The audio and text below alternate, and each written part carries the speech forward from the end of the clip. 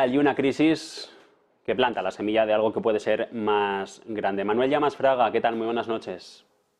Hola, ¿qué tal? Muy buenas. Bueno, hemos visto cargas policiales en torno a Cibeles con esos tractores que querían ir hacia el Paseo del Prado. Semilla en el campo por una crisis que interpreto puede extenderse a otros más sectores porque las quejas son un poco, vamos a decir, extensas a otros sectores económicos enfadados con Europa o con la burocracia o con el actual sistema político. Bueno, lo primero que hay que decir es que los agricultores y ganaderos de España, el campo español, tiene básicamente razón en sus reivindicaciones porque lo que es cierto es que la regulación ecologeta por parte de la Unión Europea, por cierto, con total apoyo y connivencia de los diferentes gobiernos que componen la Unión, como es el caso muy especialmente del gobierno rojiverde de España, con Pedro Sánchez a la cabeza, pues están asfixiando el campo español. No solo se trata de un expolio fiscal en toda regla, sino que además las políticas verdes se están imponiendo regulaciones del todo punto absurdas, innecesarias, pero muy especialmente contraproducentes que dañan de forma muy sustancial la competitividad del campo español, de tal forma que les complica enormemente la posibilidad de competir con productos que vienen de terceros países y que si no, bien no tienen la misma calidad ni de lejos que el producto español, pueden competir en precio. El problema de fondo, por lo tanto, es la regulación de Europa. La política agrícola común, que ha demostrado ser un auténtico fiasco, un auténtico desastre para el campo europeo, pero que a ese problema además le ha añadido la agenda verde de la Unión Europea, de tal forma que el campo español también se ve obligado a tener que aplicar una serie de medidas para reducir las emisiones de CO2 a la atmósfera, bajo el pretexto, bajo la excusa de intentar frenar el calentamiento global. Eso es lo que está hundiendo realmente al campo español y al campo europeo. En lo que no concuerdo tanto es en alguna de las reivindicaciones de los agricultores y ganaderos. Si el problema es la regulación absurda de Europa, si el problema es la agenda verde, las políticas ecologetas, el ecologismo absurdo que aplica la Unión Europea y por la cual o por el cual nos estamos suicidando económicamente, hay que atajar ese problema, hay que eliminar esas regulaciones, hay que eliminar esa fiscalidad expoliadora y hay que eliminar esas políticas verdes y competir en libertad sin necesidad de imponer barreras arancelarias o barreras regulatorias a los productos que vienen de fuera, porque lo que prima en la alimentación es la seguridad alimentaria. Ni más ni menos. Y mientras se cumplan los estándares mínimos de seguridad alimentaria, no tiene ningún sentido que se pongan barreras o prohibiciones a las importaciones que vienen de fuera, sobre todo en un sector como el primario, que en el caso de España es enormemente competitivo. La competitividad de la agricultura española multiplica por más de 11 veces la productividad de los agricultores del norte de África y del resto del mundo. Por lo tanto, nosotros somos muy buenos produciendo alimentos, no tenemos que tener ningún miedo a la competencia exterior. A lo que tenemos que tener miedo y mucho es al intervencionismo radical y empobrecedor tanto de España, que aplica el gobierno español, como muy especialmente la Unión Europea en este ámbito. ¿Debería ser o este puede ser el principio de un cambio de ciclo político en España? Bueno, yo soy del pensamiento de que a ver, es cierto que este tipo de revueltas por parte del campo se han producido en otros países, de hecho se han extendido como una mancha de aceite por toda Europa y sí ha supuesto cambios políticos. Hay que recordar, en Holanda, por ejemplo, hubo un cambio de gobierno precisamente de la mano de un partido que rechaza frontalmente este tipo de políticas de subvenciones y de políticas de intervencionismo en materia del campo y que está en contra del ecologismo absurdo y absolutamente empobrecedor que aplica la Unión Europea y que, por lo tanto, este partido se puso del lado de los campesinos y agricultores holandeses y, básicamente, empujados por este tipo de revueltas, llegaron al poder. ¿Cuál es el problema? ¿Cuál es la diferencia con respecto a España? Pues que hace apenas 7, 8 meses que hemos tenido elecciones en España, es decir, que las elecciones generales están muy lejos. Y tal y como hoy ha afirmado el propio presidente del Gobierno, piensa agotar la legislatura. Por lo tanto, cambio de ciclo.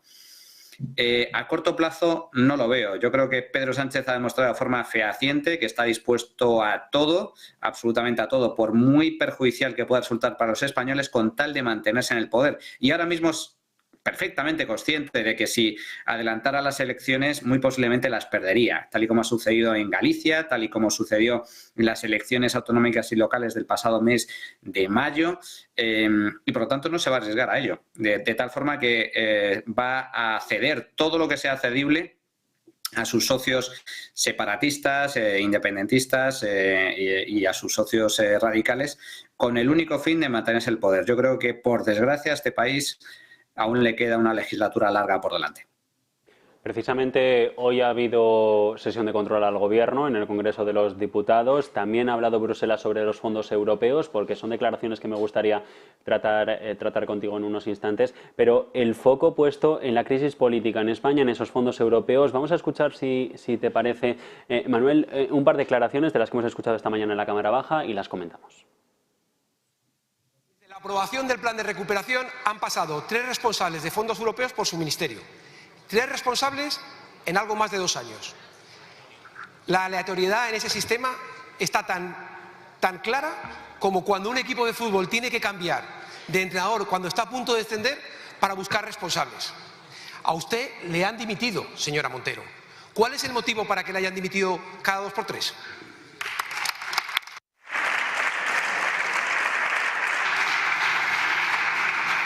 Señora vicepresidenta, cuando quiera. Muchas gracias, señora presidenta. Evidentemente, llevamos 5 años gobernando y es evidente que los altos cargos dimiten. ¿Aún no le dimitió a usted el secretario general de Presupuestos en medio de una tramitación parlamentaria del proyecto de presupuestos para 2023? En cualquier caso, el señor Fabra ha dimitido por motivos personales.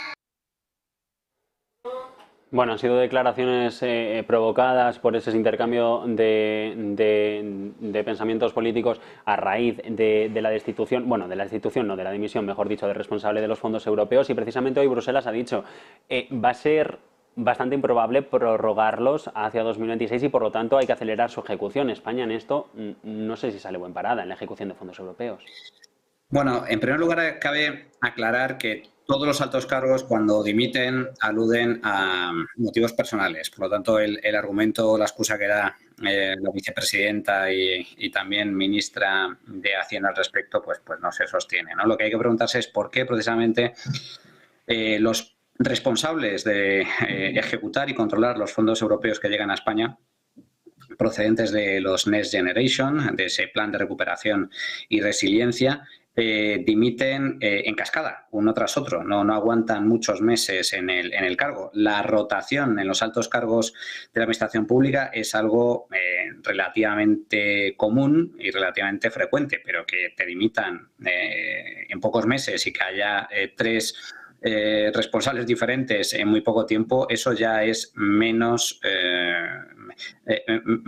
razonable y menos común, menos habitual. Punto 1. Punto 2. Lo que está claro es que la gestión de los famosos fondos europeos que han llegado a España está siendo un auténtico caos. Y esto no lo digo yo, lo ha dicho la Comisión Europea, lo han dicho las autoridades, la falta de transparencia, el pésimo control, el descontrol que existe sobre la gestión de los fondos, la bajísima ejecución de los fondos europeos, porque una cosa es que la Unión Europea te transfiera, como le ha sucedido en el caso de España, decenas de miles de millones de euros, y otra cosa diferente es que, siguiendo los procedimientos establecidos, que son estrictos, como no puede ser de otra forma, para controlar el seguimiento de esos fondos y, lógicamente, el cumplimiento de la legislación, pues no se logre ejecutar o se ejecute a un ritmo muy lento. España, en este sentido, está a la cola de la ejecución de fondos europeos, siendo precisamente uno de los países más beneficiados por la llegada de esa inyección extraordinaria de dinero procedente de Europa. Por lo tanto, ¿esto qué denota? Denota una pésima gestión por parte del Ministerio de Hacienda, por parte de la ministra del ramo, una pésima gestión que además, para más INRI, por decirlo así, el Gobierno confía en que este tipo de dinero público pues vaya destinado a impulsar el crecimiento de la economía española, y lo cierto es que buena parte de esos fondos se destinan a gastos o que bien ya existían o bien que resultan absolutamente innecesarios, son absolutamente superfluos. O lo que es peor, es gasto que se va a convertir en gasto estructural, porque se destinan a proyectos o infraestructuras que en última instancia van a requerir de gasto adicional cuando la Unión Europea cierra el grifo para poder mantener el servicio, para poder mantener el mantenimiento. Y esta financiación, sí, Manuel, y esta financiación irá a cargo de deuda, imagino. Claro, es decir, a cargo de más gasto público, claro. En un país como España, que tiene un grave desequilibrio fiscal. Es que en España tenemos un agujero en las cuentas públicas absolutamente colosal, con un déficit estructural de más del 4%, uno de los déficits más grandes de toda la Unión Europea y por lo tanto, por mucho dinero que nos inyecta ahora Europa, si se destina a proyectos que son innecesarios o que suponen un despilfarro directo de dinero público y que encima nos va a costar dinero para que mantenerlos en el tiempo, pues es un negocio absolutamente pésimo para el conjunto de la economía española. Bueno, Manuel, no sé si podemos hablar. Ahora sí. Manuel, quería preguntarte, hoy el gran titular es el que nos va a dejar envidia, cierre de mercado. ¿La inteligencia artificial está impulsando una burbuja en los mercados financieros? ¿O en este caso es una tendencia a la que vamos a tener que estar atentos porque es la que se va a quedar, el desarrollo de nuevas tecnologías?